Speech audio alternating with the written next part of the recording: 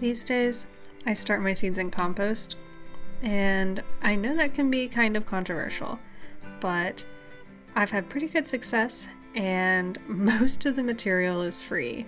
Buying seed starting mix from the store is kind of prohibitively expensive when you're starting as many seeds as I am.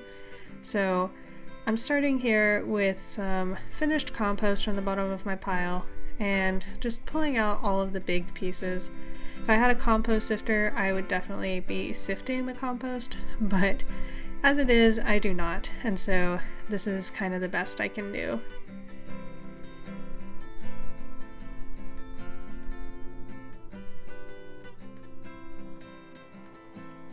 So my dad built this garden workbench for me.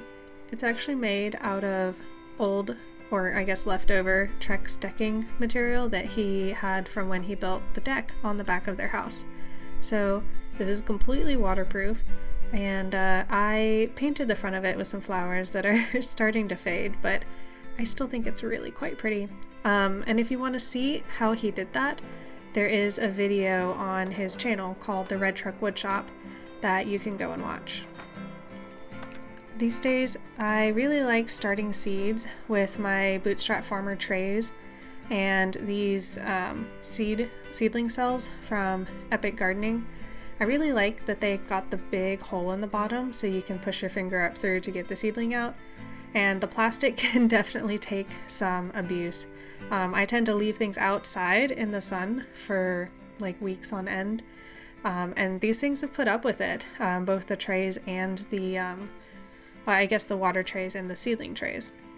So adding the compost to the cells requires a little bit of fine tuning with my fingers, but eventually I'm trying to fill the cells about 2/3 of the way full with compost. And because the compost isn't very well sifted, I am putting a layer of peat moss on top. This just gives the seedlings, the seeds themselves, a really nice fine layer to germinate in. That way I know there's not going to be any sticks in the way or anything like that. When you're starting on compost, it is important to take into account that this is not going to be a sterile mixture. So any weed seeds that you have in your compost might end up in with your seedlings. And if you know how to tell the difference between a weed seedling and the ones you're trying to grow, this is really not a big deal. You can pluck them out.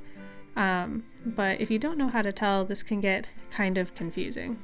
If you are going to use homemade compost to start your seedlings, you want to make sure that you're using fully finished compost. Unfinished compost can be hot in a physical sense, where the microbial breaking down of everything actually is too hot for your little baby seedlings. But also, the decomposition process can be pretty nitrogen heavy, and if that's not finished up, then your little seedlings could end up just being the source of that nitrogen as everything is breaking down. And even if your seedlings don't die, they'll probably be a little nitrogen starved. You'll also have to keep a pretty close eye on how much you water your seedlings as well. Damping off can happen. That's when your plant grows up and kind of shrivels right at the base of the stem. This is caused by a pathogen in the soil, and as long as you don't overwater your seedlings, this shouldn't be a problem for you, even when you're starting with a non-sterile mix. For me, I keep my trays damp, but not wet. Standing water in the bottom of the tray should only be there for a few hours at most, as the soil is soaking it up. Other than that, you want to keep the soil damp, but not have standing water.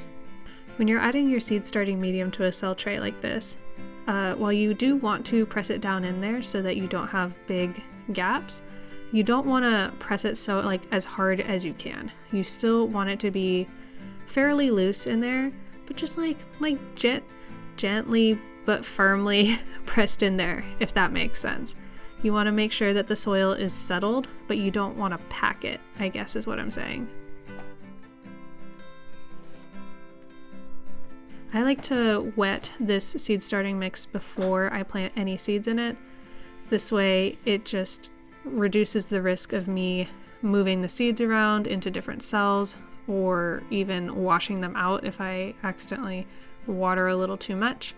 This is pretty much the only time I will water from the top as well, but I do want to make sure that I get that peat moss on the top really well saturated with water.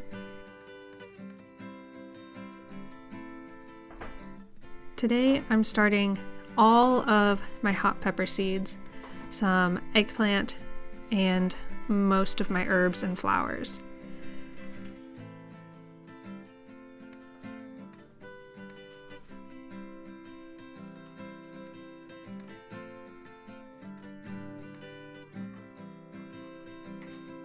I'm doing 2 seeds per cell to increase my chances of getting a plant in every single cell.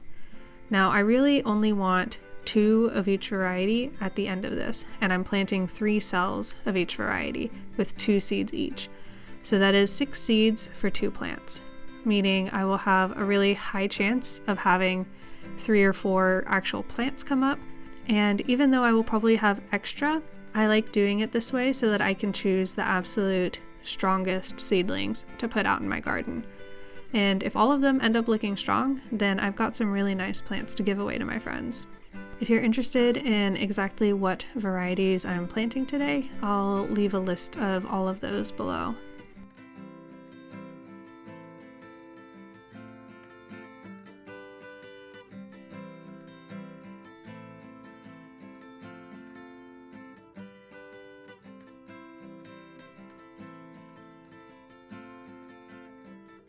It's important to remember that when you're planting seeds, you don't want to plant them more than 2 times deep as they are big, if that makes sense. So let's say, for example, your seed was 1 centimeter wide, then you would want to plant it no more than 2 centimeters deep. This is because seeds have a limited amount of energy to push up to the top of the soil, and if you plant them too deep, then they're going to run out of energy before they're up at the surface and able to photosynthesize.